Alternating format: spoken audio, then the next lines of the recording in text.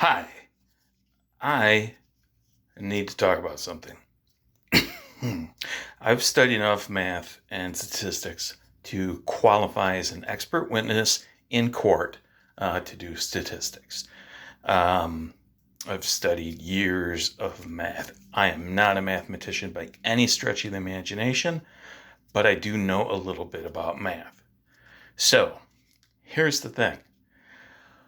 When the first credit scores came out, they found that there was a jump in black home ownership because race was not a dummy variable in the equations. Before that, it used to be a pretty loose operation. And so, making it objective and taking out things like skin color was a huge advantage. Another thing that's important is that minorities are underrepresented in Congress, specifically because the science of statistics did not exist in 1788. There is no way possible that the founding fathers could have known that there is a better, more accurate way to do a census than an actual enumeration. An actual enumeration is much better than an empty borough like they had in Britain, but it's still not great, not by any stretch of the imagination. And there's much better ways to do it, but we are not allowed to do that.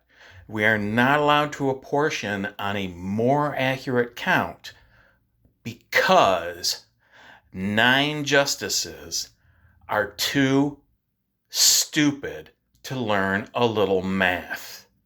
That's it. Their innumeracy is directly causing harm to minority populations in the United States. And that is shameful. I mean, that is malfeasance. That is a high crime and misdemeanor. That is something that warrants impeachment. It is inexcusable. When the Seattle Public School District talks about bringing social issues into mathematics, the thing is it matters. It's important. Those are examples of critical race theory. Critical race theory, or let's go with systemic racism. Systemic means having to do with the system and not the individual parts. Systemic racism is looking at the world and saying, okay, these people, these white people, they're not racist, like at all, but the system, the way it's set up, is producing racist results. Someone teaching critical race theory is not going to be telling your kids that they're racist if they're white. That is, if they know what they're doing. And if they don't, they shouldn't be teaching. So this stuff needs to be covered. And the big problem here is that the Seattle district, or the Seattle Public School District, is doing the stupidest thing imaginable. Instead of using plain English, they are putting their white papers out in the ridiculous patois of the postmodernist newspeak. If they would go with just simple, plain English and concrete examples, everybody would be on board. The only people who wouldn't be on board are the stone cold hardcore racists. Because this is shit, pardon my language, this is stuff that people need to understand. Voters need to understand this. And they're not able to do so. You have to be able to link mathematics to your world in order to motivate people to learn mathematics. That's what happened to me. I wanted to go to graduate school in economics. I was a straight D math student my whole life. And once I realized that's what I wanted to do, my grades turned around completely. All of a sudden, I'm doing great in math. Point being here, if you oppose social justice in terms of mathematics, you're the problem. You do not understand the math. You may be able to do the equations. You may be able to get your little PhD. You may be able to solve the problems, but at a deep level where it matters, you don't get it. You cannot drive down the highway and look at traffic and see the math that's happening. You can't see the waves. You can't understand why switching lanes is a bad idea in stop and go heavy traffic. You're the type of person who, even though a treatment is not statistically significant, you point at it and you say, well, I'd do that because look how much bigger that is. You do not understand. You don't comprehend it. It is not become part of your person what this math really means. Kids need to understand this math. Adults need to understand this math. Voters need to understand this math. Everybody needs to understand this math.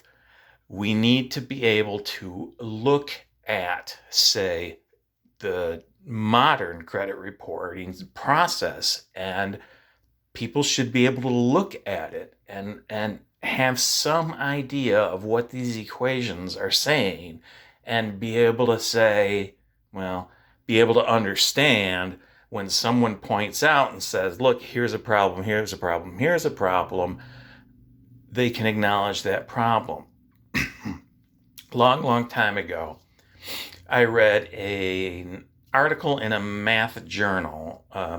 It's an academic journal, peer-reviewed, about how reasonable people cannot disagree. And it basically did some iterations going through geometry, yada, yada, yada, but it applies more broadly in that there is an objective truth out there. The math is the logic of the universe. That's, people have spent centuries hand-wringing over why math works so well in physics. Richard Feynman, in a throwaway line, said, well, we live in a logical universe, and math is the logic of the universe. It's just the way it is. Anybody who disagrees, sorry, you're wrong. The reason you're wrong is because patterns happen. They just do. You can see birds flock. Patterns happen. You can see the ants in your yard, how they spread. These patterns happen. You can see it in your loved ones, things that they do. They do these things that come in patterns, and all patterns can be described mathematically. They are logically consistent. And so what we really need to do is come to grips with the fact that math is not a pure abstraction. Mathematics needs to be applied. Every student by 6th grade can have a meaningful understanding of Bayes' theorem, and they can use that to make intelligent, informed decisions in their lives. They can use that to understand what politicians are saying when politicians are inconsistent. There is so much value to be learned from math, and math does have a social aspect. There is no social aspect in pure math in and of itself. The student's T does not care about the color of your skin or the type of plumbing you have. It does not care about your religion. But as these things are applied, they can be applied in such a way that produces results that are not desirable. And people with good intentions. You can have people with only good intentions. People of every race, creed, color, nationality, whatever, orientation, you name it. They can all 100% be in favor of absolute 100% inclusiveness and diversity and end up with a system that is a bigoted, racist, sexist, homophobic train wreck because they don't understand the math underlying the problem. Math is so important, and understanding the social consequences of math is a legitimate topic. It is something kids need to understand. It is something that adults need to understand. Now, if you'll forgive me, I'm going to take a quick drink. If you'll forgive me, I've been drinking. So everybody who's got a bug up their ass about this Seattle school district thing, I'm not going to say. I want to say 90% of the problem. A big part of the problem is the fact that they're not thinking mathematically. They're not thinking in the way that math impacts the world and does so in subtle ways. If you are mathematically inclined, I suggest you pick up Mas Kalel's Microeconomic Theory, and then pick up any PhD level book on macroeconomics, because these things lie outside pure math. And what they do is they will help you understand a better way to model the real world, not the flight of a cannonball, but the real world in terms of how do people make decisions. How do these consequences work out? There's the, I think it's the diamond coconut model. You can look that up. You can just Google that. And it is a silly, silly thing. But what it winds up with is you have a situation where you have two equilibriums, that one is good and one is terrible. And that's not the diamond coconut model. That's a pricing model. Like I said, I've been drinking. There's another model. I don't remember which one it is. I think it might be like a Lucas Island model, something like that. But there's an underlying macroeconomic model behind the Lemon laws for cars. This is purely applied mathematics. It's economics. It's axiomatic, builds up, and you get these results, and these results apply to the real world. And from these abstract models with these seemingly silly assumptions, you wind up with a situation where you understand why the used car market back in the 70s was a complete train wreck. And that, lemon laws are a way to help solve that problem. Whether they succeeded, I'm not going to comment, but you get the idea, hopefully. If you don't get the idea by now, I don't know what to tell you. Anyway, if you have a problem with the Seattle School District's math program, I would say that the vast majority of the problem lies with you and your failure to understand how math works in respect to the world, to reality. You need this deeper connection. Being able to do the math, do the algorithms, being able to understand the chain rule, being able to understand your Diffie-Qs, all this stuff, solving your little Hamiltonians, setting up your complementary stackness conditions for your Lagrangian. You can understand how to do all that math, but that doesn't mean you understand what the math really means. And I had this exact experience when I was doing economics. I was in a PhD program. I did not have the math background I needed for it, like not even remotely. Um, Guy in my program was a mathematician who got fed up with doing his K-theory math because it wouldn't have any impact on anybody. And so he could do all these stuff, but he didn't understand what any of it meant in terms of, how it impacted the world. And so, again, I apologize. I've been drinking. If you have a problem with it, the problem, not 90%, a large part of the problem is you. It's your failure to really understand what's happening, what's being said, what the problems are, what goals need to be achieved. Now, the problem is not entirely you. A huge part of the problem is that these people doing these social justice programs are caught up in the postmodernist newspeak, which by intent is designed to be incomprehensible. Look up Sokal, the Sokal affair, Sokal. Learn about that guy, and that will lead you to resources that'll help you understand the absolute train wreck and nonsense and non-information that is postmodernism. It's just smoke and mirrors. There's nothing to it. And so these SJW types, I'm not knocking SJW types. I'm all for social justice. But you got your social justice warriors. They're idiots. And they're using this language that is not plain English. And so they come out sounding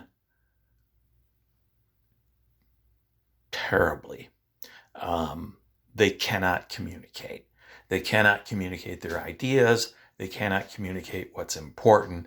And they are doing so much damage to the children they're supposed to be teaching by creating this controversy that shouldn't exist. If they used plain language, if the Seattle Public Schools used plain language, then there would be no controversy at all. Because they would be able to say in plain English, here are these applications. This is why it's important for kids to understand it. The kids can't understand the applications without learning the math, so we need to teach the math, but we also need to teach the implications. So, that doesn't do anybody any good, but I had to get that off my chest. So anybody who happens to see this, not many, but anybody who happens to see this, I genuinely appreciate you giving the opportunity to rant. It took a little booze. It took a properly prescribed medication to get me comfortable enough to do this. I'm rambling off the top of my head. I appreciate you taking the time to listen to what I have to say and considering it. If you disagree with me, you're an asshole and you're wrong. Just kidding. If you do disagree with me, if you have a good argument, I'm happy to entertain a good argument. Be advised, I won debate trophies in college. So a good argument has got to be a legit good argument. I'm not going to listen to crap. But even if you did make it this far and you think I'm an asshole and you hate me with all your might, I'm absolutely fine with that. I'm a cancer survivor. I gave up caring what people think about me a long time ago.